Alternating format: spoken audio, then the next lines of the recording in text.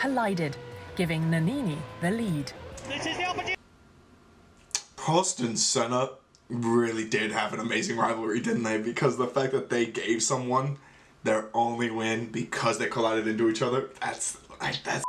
What is going on, guys? It's JJ here, back with a new video, and today, hope you guys are having a happy weekend. Today we are going to get into the top 10 one-win wonders in F1. Now, obviously, there are a couple drivers, I think, which this could be a list in its own right, who have won more than one F1 race but have never gone on to win a driver's championship. I think that's a good race, aka wink wink Daniel Ricciardo. But there are also some, which you will see in this video here from the F1 channel, who have found a way to win only one race.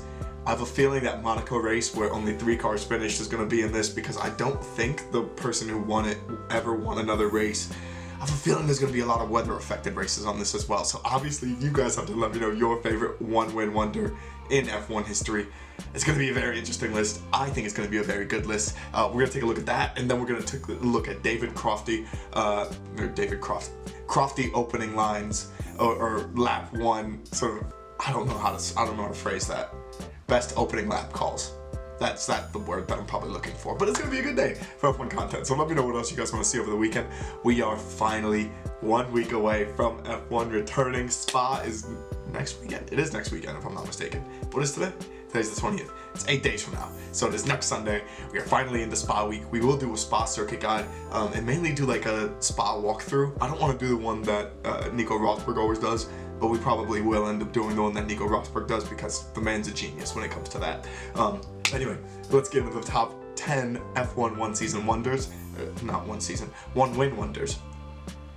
I'm hoping Mick Schumacher joins this list. Not for the one-win wonders part, just the one win. But anyway, let's get into the video. As well, guys, you can find the original video down in the description below. The penultimate race of the 1989 season at Suzuka saw Alessandro Nannini score his sole F1 victory. As Benetton's team leader, alongside a young Johnny Herbert, he was running in third at the Japanese Grand Prix when the 2 McLarens of Ayrton Senna and Alain Prost ahead of him collided, giving Nannini the lead. This is the opportunity. Prost and Senna really did have an amazing rivalry, didn't they? Because the fact that they gave someone their only win because they collided into each other, that's so prime. And that's a good story to have. Oh my goodness, this is fantastic. They beat. This is what we were fearing might happen during the race. Prost retired, whereas Senna, who had to win to stand any hope of defeating Prost in the title race, rejoined after replacing his front wing. He hunted Nannini down, eventually passing the Italian and crossing the finish line first. Wait. Nannini, just behind Ayrton Senna, in a magnificent finish, takes his highest ever place. However, Senna was subsequently disqualified for rejoining the circuit via the escape road after his clash with Prost, which handed Nannini his one and only. So he didn't even finish the race first, technically. Senna just got disqualified after going to finish first. Oh my god, F1, that's amazing. Formula One win. Not very happy for Senna, but I'm happy for me. It's okay for that. The charming Italian would have surely taken more victories had it not been for a devastating helicopter crash a year later, which severed his arm and ended his F1 career. Oh wow, that went dark really fast. Alright, F1. If you only ever win one Grand Prix, then make it your home Grand Prix. That's what Carlos Pache did in 1975. The speedy Brazilian rarely had luck on his side during his all-too brief F1 career. But on one sweltering afternoon at Interlagos, fortune fell his way.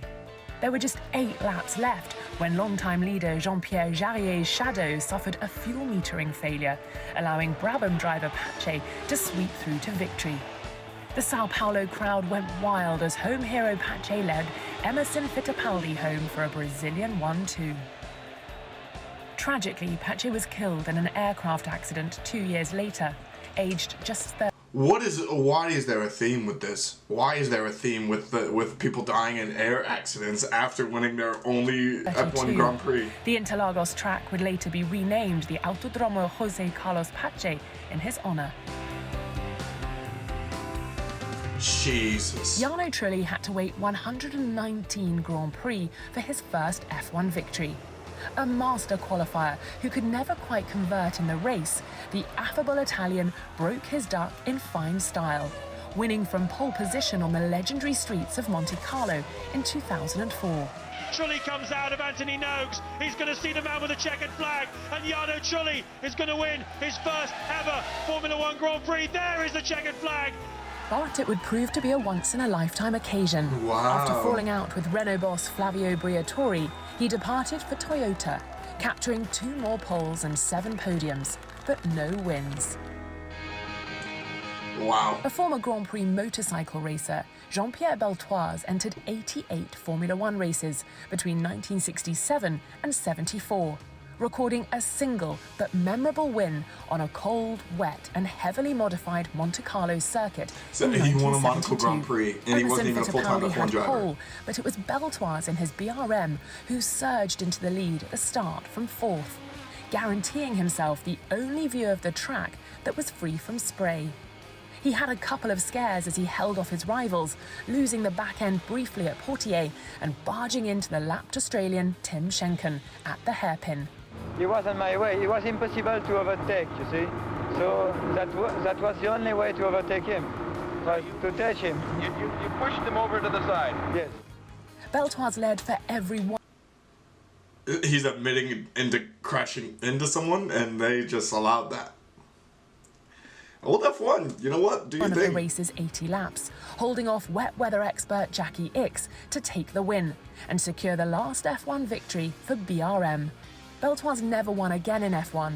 He retired from the class at the end of the 1974 season, later becoming French national champion in both touring cars and rallycross, and a class winner at Le Mans.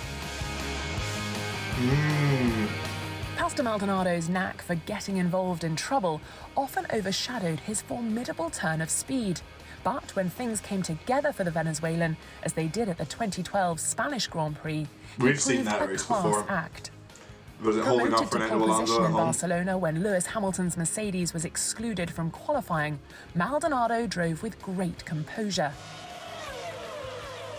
Although he was beaten to the first corner by home favourite Fernando Alonso, an undercut at the first round of pit stops gave him a chance to reclaim the lead.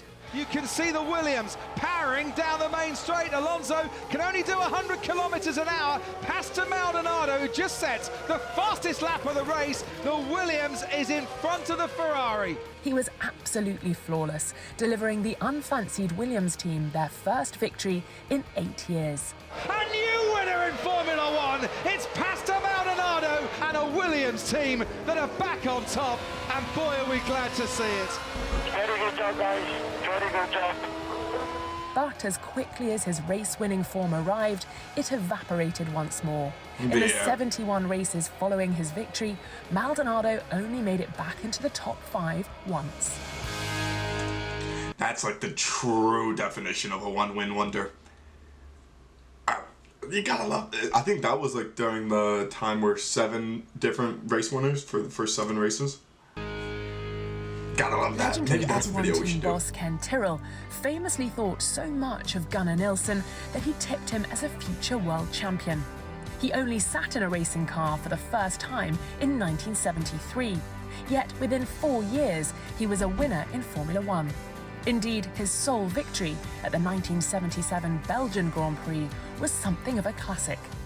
Driving for Colin Chapman's Lotus, the super smooth Swedish driver carved his way through the field at Zolder in a wet, then dry race, before passing Ferrari's Niki Lauda for the lead in the closing stages. In only his 22nd F1 entry, Nilsson had achieved top spot. But just as the gregarious Swede's career seemed to be gaining real momentum, tragedy struck when he was diagnosed with terminal cancer. And just 16 months after his victory, he passed away, aged just 29.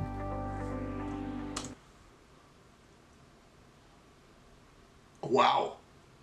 Wow. Under normal circumstances, Olivier Panis might never have become an F1 race winner.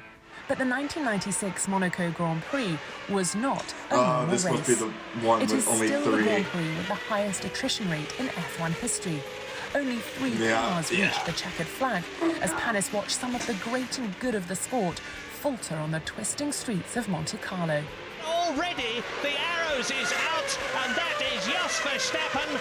We're down to 20 cars, and that's Schumacher. Michael Schumacher is out of the Monaco Grand Prix before the first lap has even been completed. Damon Hill out of the Monaco Grand Prix. He was destined not to win this race. What is going on? Alesi has a problem. And is retiring from the Monaco Grand Prix. That's Irvine and Salo and Hakkinen. Oh my goodness! And I think we're only going to have about 4 cars finish the Monaco Grand Prix. Panis, who'd started 14th, made some gutsy overtakes and switched to slicks in a well-timed pit stop, and was the last man standing in this fairy tale victory. Olivier Panis exits the Rascasse to win the 1996 Monaco Grand Prix. An incredible result. Despite a further 8 seasons in Formula One, driving for Prost, BAR and Toyota, Panis never won again. Oh my. When Jean Alesi burst onto the F1 scene with Tyrrell in 1989, he seemed destined for greatness. After finishing 4th in his first Grand Prix, the Frenchman went toe-to-toe with Ayrton Senna for the lead at the US Grand Prix in 1990. But a combination of bad choices, bad machinery and bad luck kept Alesi off the top spot for all but one magical afternoon in 1995, on his 31st birthday, when fortune favoured him briefly. Running a distant second to Michael Schumacher at the Canadian Grand Prix, another runners-up spot was beckoning for his Ferrari. But when the German's Benetton developed gearbox problems 11 laps from home, Alesi was in Wonderland. Jean Alesi wins the Canadian Grand Prix to euphoric applause. Oh my god, he's all the way getting out of the round. car Everyone will be while it's delighted. still moving. Running out of fuel on his victory lap, shoot. Schumacher gave the birthday boy a lift home to the pits in what are now iconic scenes of rapture. Another 16 podiums and a handful of near misses followed for Alesi before he bowed out of F1 in 2001. 1971 was a year dominated by Britain's Jackie Stewart, who stormed to the championship with 3 races to spare in his Tyrrell. But it was his young teammate Francois Cevert who stole the show at the last round, the US Grand Prix. Starting 5th, Cevert was soon up to 2nd behind Stewart, who'd taken the lead at the end of lap 1. But in the unseasonably hot conditions in New York State, Stewart's tyres were going off fast, and he knew he couldn't hold him off for long. He passed Stewart on lap 14 and survived assaults from Jackie Ickx, Jo Siffert and Ronnie Peterson to take the checkered flag for his one and only F1 win, and the first for a French driver since Maurice Trintignant triumphed at Monaco in 1958. Tragedy would strike. So 13 years difference in French drivers qualifying. When Cevert returned to Watkins Glen in 1973, when he was killed in a qualifying crash at just 29 years of age.